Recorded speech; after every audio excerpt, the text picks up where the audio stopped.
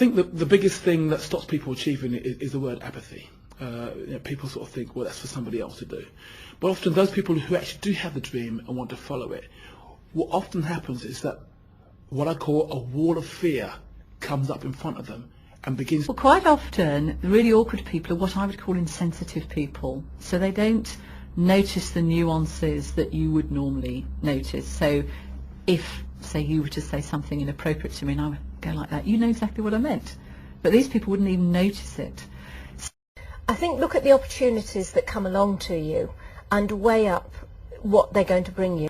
In the end, it's another learning curve and another learning experience that enhances yourself to do the job, I think. So then to move out into the business world and understand, that football is a business, and then to acquire the skills.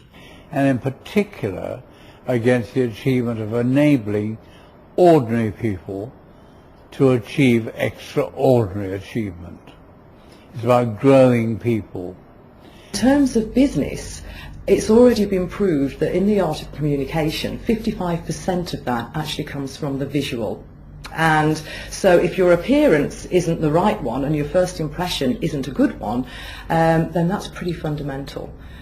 If you charge for a service or for advice of some description, and you don't charge very much, people won't believe you. And if they don't believe you, they won't take action. And if they don't take action, they don't get a result. And they're really miffed about the bit they've already paid. And you find the most effective way of breaking down the defence, whatever it is. I mean, that's the interesting thing about my business, is that there's no two situations the same. My story started in India. I came here for my studies at the age of 19, and I graduated in India when I was 19. I was very young. Came here, loved beer from the time I had been allowed to drink it, hated the lagers over here, and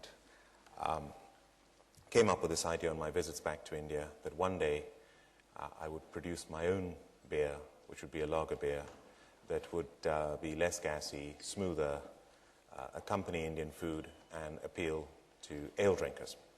So that was my idea. Now, as you all know, a lot of people have ideas, and the challenge is to actually put those ideas into action.